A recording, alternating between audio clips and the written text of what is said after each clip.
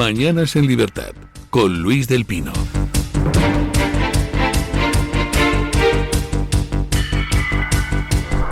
...7:31, 6:31 en las Islas Canarias. Buenos días, don Eric Gutiérrez. Muy buenos días, don Luis. Antes de ir a las noticias de las 7:30, pues una noticia de última hora. Ya tenemos sustituta para el delincuente García Ortiz. ¿Y quién sustituye al delincuente García Ortiz, que fue el líder de la Unión Progresista de Fiscales hasta hace no tanto? Pues, ¿quién es la actual líder de la Unión Progresista de Fiscales? Teresa Peramato.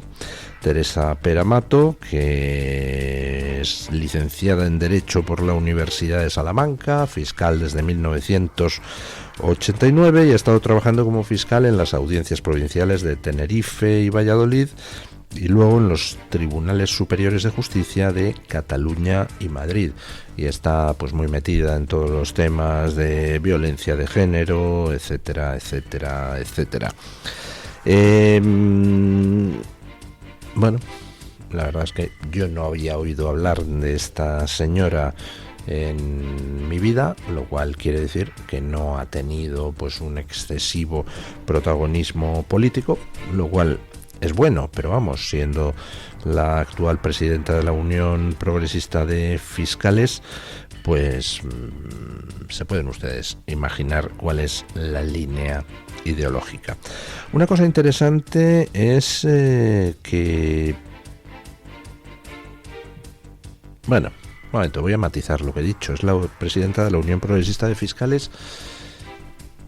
Eso no implica que vaya a ser una siervo de Sánchez necesariamente. Hay fiscales de la Unión Progresista de Fiscales que se han pirado precisamente de la asociación, precisamente porque consideraban que la asociación estaba comportándose más como un grupo de pedretes que como verdaderamente una asociación de defensa de fiscales. Me refiero, por ejemplo, al Mudena Lastra, me refiero al fiscal Zaragoza, etcétera. Así que, bueno, vamos a ver por dónde respira esta señora. Hombre, si la nombra Sánchez, pues muy antisanchista quizá no sea, pero bueno, todo el mundo nos puede sorprender, así que nada, vamos a ver por dónde sale esto. Lo curioso es que si Sánchez nombra ahora fiscal general del Estado, pues su mandato son 5 años, lo cual quiere decir que si mañana convocara elecciones Sánchez, toda la siguiente legislatura el gobierno tendría que convivir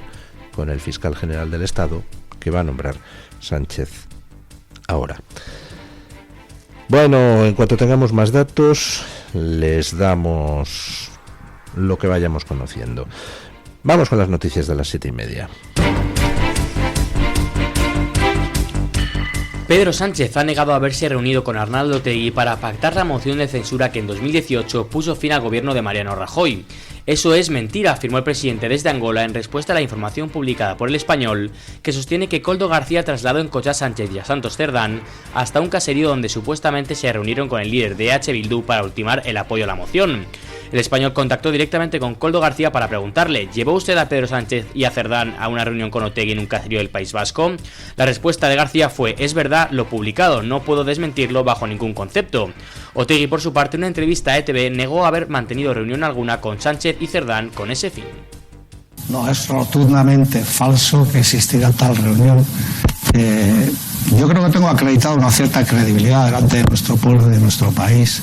He dicho en muchas ocasiones en su programa también que yo no es que no haya estado con el señor presidente del gobierno español, Pedro Sánchez, que no he hablado nunca con él. Y por lo tanto, bueno, aquí lo que se trata es de mentir y de mentir descaradamente. Pero yo quiero que la gente haga un ejercicio de memoria. Nosotros lo hicimos el sábado en Bilbao. Y recuerda el 11M.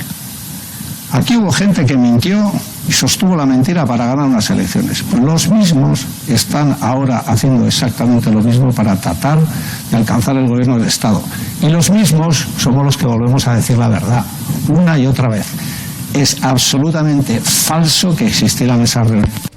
Por último, el Español también informa de que el móvil de Koldo García, incautado por la UCO, contiene mensajes que respaldarían la existencia del encuentro entre Sánchez y Otegi en un caserío cercano al aeropuerto de Bilbao. En mayo de 2018, García mantuvo conversaciones por WhatsApp con José Luis Ábalos, Santos Cerdán y el constructor Anchón Alonso en torno a estas reuniones con Otegi y Bildu. Bueno. ¿Quién dice la verdad? Dice la verdad Sánchez cuando niega haberse reunido con Otegi. Pues hombre, teniendo en cuenta que Sánchez miente por deporte, a veces sin necesidad alguna, pues vamos, yo no apostaría mucho a que Sánchez diga la verdad. Ha negado tantas cosas que luego al final resulta que eran ciertas o han sido ciertas, pues que no nos podemos fiar de su palabra. Es más, cuando Sánchez dice algo, por regla general es lo contrario, la verdad. ¿Y Otegi? Pues hombre, ¿cómo va a mentir alguien que ha secuestrado a una persona? Vamos, todo secuestrador, todo el mundo sabe que lo que más le caracteriza es la veracidad y la honestidad. Otegi es un terrorista de esa banda que ya no existe, ETA. Por tanto, Otegi podría estar mintiendo, pues podría estar mintiendo. Hombre, a lo mejor los dos dicen la verdad, Otegi y Sánchez, y quien está mintiendo es Koldo, y quienes mienten son los mensajes incautados por la Guardia Civil en los dispositivos electrónicos de Koldo. Yo quisiera recordar a este respecto que, bueno, yo no tengo ni repajolera idea de cómo, de si es verdad o es mentira, que si existió esa reunión. Desde luego, parece, bueno, coherente con las cosas que luego han pasado que esa reunión existiera. De hecho, pues si lo piensan ustedes, bueno, lo raro sería que no hubiera habido ninguna reunión entre Sánchez y Otegi para pactar los términos de la legislatura. Pero bueno, esperar y ver. Mientras tanto, pues nos llegan datos demoscópicos de... Hombre, yo no les concedería una credibilidad excesiva, pero son un dato. Me refiero al CIS catalán, el denominado CEO, que arroja dos resultados demoledores. Alianza Catalana ya habría dado el sorpaso a Junts y Vox le habría dado el sorpaso en Cataluña al PP. Junts caería hasta la tercera posición en el Parlamento catalán, pasando de sus actuales 35 a tan solo 19 o 20 escaños, y quedaría empatado con una alianza catalana en fuerte ascenso que alcanzaría también los 19-20 diputados. Ambas formaciones se situarían por detrás del PSC, que obtendría entre 38 y 40 escaños, y de RC, que lograría 22-23 según el último barómetro del Centro de Estudios de Opinión de la Generalidad. En las filas de Junts ya se temía que el CIS catalán anticipara un resultado adverso. Incluso había circulado el rumor de que el partido podría caer hasta la cuarta plaza, lo que llevó a algunos dirigentes próximos a Puigdemont a poner en duda la credibilidad del organismo demoscópico, al que acusaban de reflejar voluntades políticas más que datos reales. Vox, por su parte, obtendría entre 13 y 14 escaños y superaría así al Partido Popular Catalán, que se movería entre los 12 y 13. En cuanto a los comunes, conseguirían 6 y la CUP estaría entre 3 y 4. Ambas formaciones podrían mantener una representación similar a la actual. Los tres socios que sustentan la investidura del gobierno de Salvador Illa, PSC, RC y Comunes, conservarían asimismo la mayoría absoluta, situada en los 68 escaños. Bueno, ¿es creíble el CEO, el CIS catalán? Pues no mucho. Es evidentemente un organismo de parte. Ahora, bastante más creíble que el CIS español, sin que uno pueda llegar a fiarse de lo que el CIS catalán dice, pues en fin, no es, parece una manipulación tan absolutamente descarada como lo de Tezanos, que a mi juicio cae dentro del delito de malversación. El CIS catalán pues ha protagonizado en el pasado algunos fiascos sonoros. Por ejemplo, con el tontaina de Artur Mas, donde el CIS catalán le daba una mayoría absoluta y al final se metió un guarrazo en las elecciones ciertamente brutal.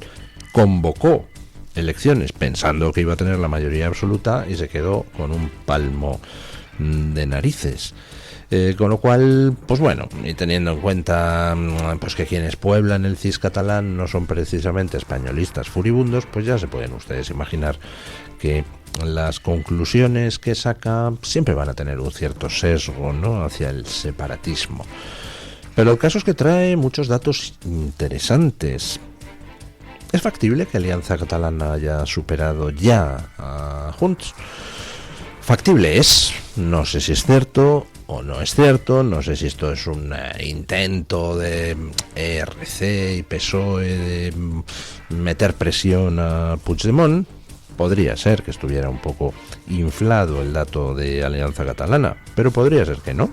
Es decir, podría ser que ya se hubiera producido el sorpaso. Lo que me extraña es que no se haya producido el sorpaso también a ERC. O a lo mejor también se ha producido y, bueno, tratan de ocultarlo un poquillo. Alianza Catalana está subiendo a toda velocidad y se está comiendo tanto a Junts como a ERC. ¿Es creíble lo del sorpaso de Vox al PP? Hombre, ya se ha producido anteriormente un sorpaso de Vox al PP en Cataluña, con lo cual, pues bueno, sería perfectamente factible que si mañana hay elecciones autonómicas en Cataluña, pues Vox saque más escaños que el Partido Popular. Ambas formaciones están subiendo pues, de manera apreciable en Cataluña y fuera de Cataluña, pero en Cataluña la encuesta del CIS catalán pues trae algunos datos muy interesantes. Por ejemplo, que entre los nuevos votantes la fuerza preferida es Vox. O por ejemplo, que entre los votantes menores de 24 años el 75% de esos votantes en Cataluña piensa que en Cataluña hay demasiada inmigración. Pues hombre, blanco y en botella. ¿Hay alguna otra cosa interesante que ayer pues algún tuitero destacaba como la posición ante el separatismo? Los más separatistas son por supuesto los de la CUP, luego van los de RC y los de Junts. Los de Alianza Catalana pues también son separatistas, pero curiosamente en menor medida. Es decir, solo un 60 y tantos % de los votantes de Alianza Catalana apoyaría la independencia de Cataluña, lo cual quiere decir que Sílvia Orriols se está captando voto pues también de sectores tipo Partido Socialista. Es decir, sectores no directamente independentistas, aunque el jefe del golpe siempre ha sido el PSC, además de captar voto entre los sectores separatistas tradicionales. Bueno, la inmigración está recomponiendo el panorama político en toda Europa, pues porque las cosas se han hecho mal, se han hecho muy mal. Las cosas se han hecho de tal manera que se ha metido a un huevo de gente en Occidente sin, en paralelo, pues hombre, habilitar mecanismos para que esa gente llegara de forma legal, aumentar los servicios públicos para que la llegada de esa gente no significara una degradación de esos servicios públicos, aumentar la oferta de vivienda para evitar que el aumento de demanda provocara una alza de precios. Todo se ha hecho fatal. Vamos, parece que todo se ha hecho con el propósito de que todo hiciera pum, y al final pues está haciendo pum, pero empezando por el lado más débil, que es el electorado. El electorado está mandando a tomar viento a todos aquellos que han estado tomando decisiones en Occidente en los últimos 30 años y nos han situado al borde del abismo. Bueno, ¿con quién comía cada uno el día de la gana? Parece que la juez de Valencia, luego hablaremos de ella, está muy interesada en la comida de Mazón. Pero ¿y dónde estaban los demás? Pues hombre, resulta que Sánchez estaba en la India, eso ya lo sabíamos. ¿Y con quién fue a la India? Pues anda, resulta que fue con el presidente de una constructora. Dirán ustedes, hombre, ¿no será la que hacía uniones temporales de empresas con Servinavar? Pues sí, han acertado. Pedro Sánchez y Óscar Puente viajaron a la India con el número 2 de Acciona, el directivo que cerró el acuerdo con Servinavar. Sánchez pasó parte de la jornada en que ocurrió la tragedia de la Dana y compartió el vuelo de regreso con Juan Ignacio Entrecanales, vicepresidente de Acciona y, según comunicaciones intervenidas por la UCO, la persona que habría dado el visto bueno a la alianza con Servinavar para obtener obra pública a cambio de supuestas comisiones. El ejecutivo, que habría avalado el pacto con la constructora de José Banchón Alonso para el proyecto de la mina Muga, formó parte de la delegación invitada al viaje oficial. Sánchez participó incluso en un acto organizado por una fundación presidida por el propio Entrecanales. El evento, impulsado por la Fundación Consejo España-India y el Observer Research Foundation, reunió en primera fila a Entrecanales, Sánchez y Puente. Quiero agradecer al presidente su presencia y su apoyo a la fundación, dijo el vicepresidente de Acciona. Ese acto ha sido la ocasión en que más cerca se ha visto públicamente a Sánchez y Entrecanales, de quien se dicen que mantienen amistad desde hace años. ¡Vaya por Dios! O sea que Sánchez, mientras que Mazón estaba en Valencia, Sánchez estaba en la India. Y estaba en la India con el de Acciona, con el que en Acciona cerró el acuerdo con Servinavar. Caramba, ¿no sería otro intento de internacionalización de la trama? Intento por parte de Sánchez, claro. Me disculpe el señor Entrecanales, no pretendo meterme con él. ¿Qué hacían? ¿Qué hicieron? ¿Con quién se reunieron? ¿Qué negocios posibles trataron? ¿Intervenía Servinavar también en esos negocios que se trataron? ¿Qué negocios negociaba Sánchez en la India mientras la gente moría en Valencia? ¿Qué negocios negociaba Sánchez en la India mientras el barranco del Pollo se desbordaba sin que la Confederación Hidrográfica del Júcar hiciera nada? ¿Avisara? ¿Qué negocios trataba Sánchez en la India y qué pensaba en los 3 días siguientes, donde Sánchez no movió un dedo para movilizar el ejército en la proporción que tenía que haberse movilizado desde el minuto 1? ¿A qué dedicaba su tiempo libre Sánchez? Que preguntaría José Luis Perales. Bueno, ya saben ustedes que Sánchez pues ha puesto a uno de sus chicos a llevar Telefónica. Y ya tenemos los primeros resultados. Telefónica va a echar a 1 de cada 3 trabajadores. La dirección de Telefónica ha comunicado a los sindicatos mayoritarios UGT, Comisiones Obreras y Sumados FEDICO que el nuevo ERE afectará a 5.319 personas de sus principales filiales, Telefónica España, Móviles y Soluciones, y además de Movistar Plus, lo que supone el 37% de los 14.457 trabajadores de estas 4 sociedades. La compañía justifica el ajuste por motivos organizativos, técnicos y de producción. En las 3 filiales incluidas en el convenio de empresas vinculadas se verán afectados 5.040 empleados, 3.649 en Telefónica España, un 41%, 1.124 en Telefónica Móviles, el 91,34%, y 267 en Telefónica Soluciones, el 23,89% de los empleados. También se ha constituido la mesa del ERE de Movistar Plus, para lo que se plantea una salida de 279 personas de un total de 860 trabajadores, más del 32%. Los 3 ERE restantes, Telefónica S.A., Telefónica Global Solutions y Telefónica Innovación Digital, se concretarán hoy en una nueva reunión de negociación.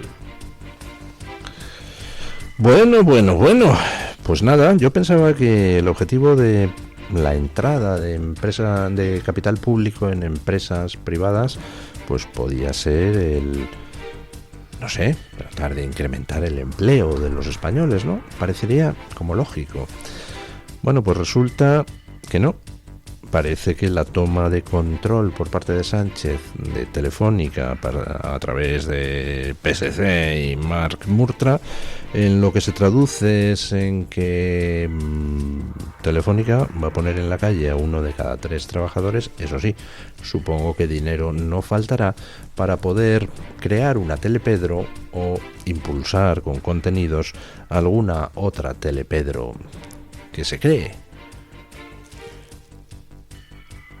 Sánchez puso a un amigo suyo en Correos y acabó quebrando Correos. Sánchez pone a otro de sus propios en Telefónica y echa a 1 de cada 3 trabajadores. Al final, pues no sé, si hay algún partido libertario en España, pues debería contratar a Sánchez, porque está destruyendo las empresas públicas o tomadas por lo público, ¿no? Qué mejor servicio a la causa del libertarianismo. Hombre, yo preferiría que si el Estado entra en una empresa y la hace semipública, que es lo que es en estos momentos Telefónica, pues sea para garantizar que esa empresa cada vez es más competitiva, pero hombre, cada vez da más trabajo.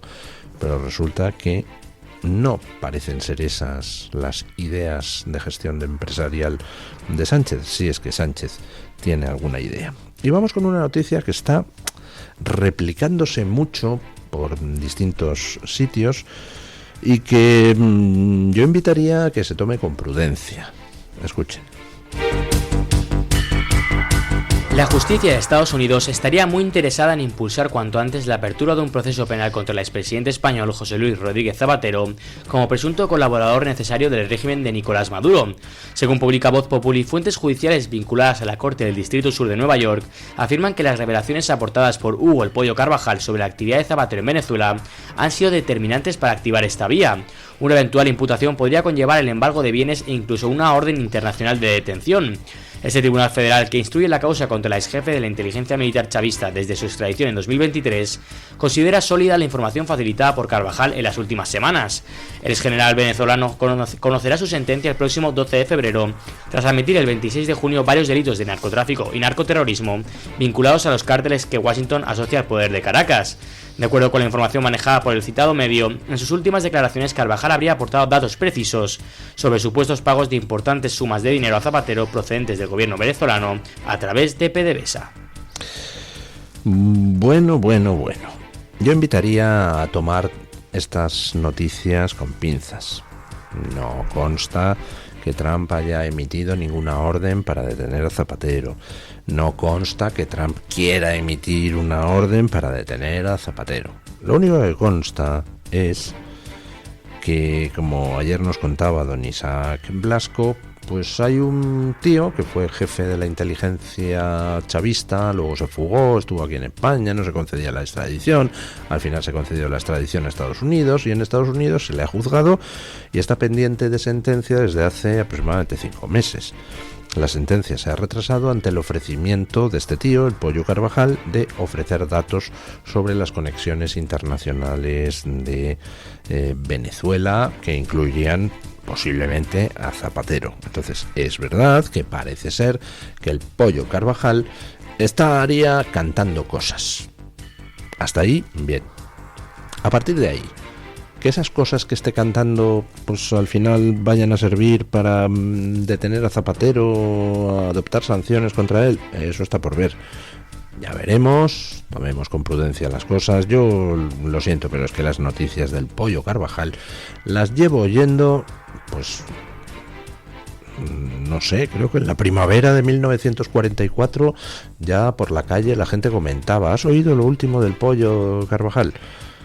Eso de que el Pollo Carvajal tiene información explosiva que va... Bueno, puede tener información explosiva, pero las cosas de la geopolítica y de los servicios de información no funcionan así.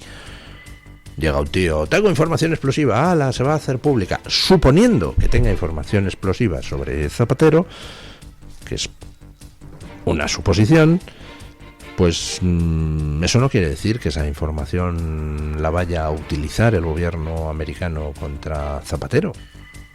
Es más, cuando tienen información guarra sobre alguien, ningún gobierno la utiliza de primeras.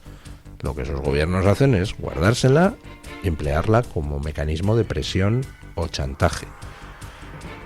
Del tipo, pues mira, ¿cómo dices que tú tenías no sé qué información comprometedora sobre mí? Pues fíjate qué bonito esto que tengo, así que no nos vamos a hacer daño. O, por ejemplo, oye, que estás diciendo que te vas a alinear con no sé quién contra mí, pues mira qué información tan bonita tengo, así que casi mejor no te alinees contra mí. Las informaciones guarras son mucho más útiles cuando son secretas, con lo cual ¿Que el Pollo Carvajal dice cosas sobre Zapatero? Pues puede ser. Ahora que eso lo vaya a utilizar el gobierno americano para decir, y ahora le prohíbo la entrada al Zapatero, pues ya veríamos. El gobierno americano, la pregunta que se hará es, ¿qué me da más beneficios? ¿Tener esta información sobre Zapatero, guardármela y usarla como chantaje contra Zapatero o contra Sánchez? ¿O contra Maduro? ¿O hacerla pública? ¿Qué gano haciéndola pública? Entonces, yo les invitaría a todos ustedes a tomar todas estas noticias con prudencia y no lanzar campanas al vuelo. Porque, en fin, les pongo un ejemplo. Ya que Otegi ha mencionado el 11M, pues yo también lo voy a mencionar. ¿Creen ustedes que en servicios de información occidentales no se sabe que la versión oficial del 11M es una basura infecta? ¿Que es mentira de principio a fin? Pues claro que lo saben todos. Lo saben los israelíes y los americanos y los ingleses y los franceses. Vamos, yo creo que lo saben hasta los de Burundi. Ahora, ¿quiere eso decir que vayan a dedicarse a desmontar versiones oficiales del 11M? ¿Para qué? Si vamos a suponer, por ejemplo, Marruecos, mucha gente dice, uy, Marruecos chantajea a Pedro Sánchez y chantajeaba a Zapatero por el 11M porque tiene informaciones, ya que marroquíes hicieron el atentado, entonces Marruecos podría... No, es justo al contrario. Si uno se lee el sumario del 11M, lo que se encuentra es algo pues sorprendente, que es que Marruecos no ha querido validar nada de la versión oficial del 11M. Por ejemplo, hay muchos ejemplos, pero por ejemplo, el juez necesitaba comparar los presuntos suicidas de Leganés, sus huella genética con los que decían que eran los padres de uno de los que murió ahí en el piso. Pues mira qué fácil era mandar las pruebas a Marruecos, que Marruecos lo coteje y diga, sí, es hijo de estos marroquíes de aquí. Pues Marruecos no quiso. Hubo que mandar policías españoles allí a hacer el paripé de que le tomaban a los padres la muestra y al final tuvo que comerse nuestros servicios de información todo ese paripé. ¿Por qué? Porque Marruecos se negó sistemáticamente a proporcionar ni una sola información que avalara o validara el 11M. ¿Por qué? Porque sabían que era una filfa todo. Y ese es el poder que puede tener Marruecos en torno al 11M sobre los gobiernos españoles. No que tenga pruebas de cómo se hizo el atentado, sino que tiene pruebas de cómo la versión oficial es una basura. Pero ¿qué ganaría Marruecos haciendo públicas esas pruebas? Son mucho más útiles como herramienta de chantaje y negociación. En fin, vamos con don Williams Perdomo para que nos cuente qué trae hoy Voz Media en portada. Buenos días, don Williams. Muy buenos días, amigos de Mañanas en Libertad. En Voz seguimos informando sobre las noticias más importantes de Estados Unidos y el mundo. En esta ocasión encontrarán que el Registro Federal publicó que el Departamento de Estado designó al Cártel de los Soles como una organización terrorista extranjera de conformidad con la sección 219 de la Ley de Inmigración y Nacionalidad. La designación fue anunciada en medio del despliegue militar iniciado en agosto por la administración del presidente Donald Trump en el Caribe. El fin de semana, 6 aerolíneas cancelaron sus conexiones con Venezuela tras la advertencia de Estados Unidos a la aviación civil sobre un aumento de la actividad militar en medio de estas maniobras militares. Entre tanto, la agencia de noticias Reuters reveló que el Departamento de Eficiencia Gubernamental se disolvió 8 meses antes del final de su mandato, en lo que representa el punto final de una iniciativa que el presidente Donald Trump había ejecutado para materializar su promesa de reducir el tamaño del gobierno y solucionar el problema del gasto del Estado. Y finalmente contarles que varios grupos dedicados a localizar personas desaparecidas en México han denunciado el hallazgo de 456 bolsas que contenían restos humanos en los aledaños del Estadio Akron, ubicado en la periferia de la ciudad de Guadalajara, estado de Jalisco. El recinto deportivo albergará varios juegos de la próxima Copa Mundial de la FIFA, que se celebrará entre junio y julio de 2026 en Estados Unidos, México y Canadá. Mañana volveremos con más noticias de impacto, pero usted manténgase informado por la aplicación y por supuesto las redes sociales de Voz con todo lo que sucede en Estados Unidos y el mundo. Muchísimas gracias, don Williams. Hacemos una breve pausa publicitaria y vamos a las noticias de las 8 con doña Carmen Carbonell.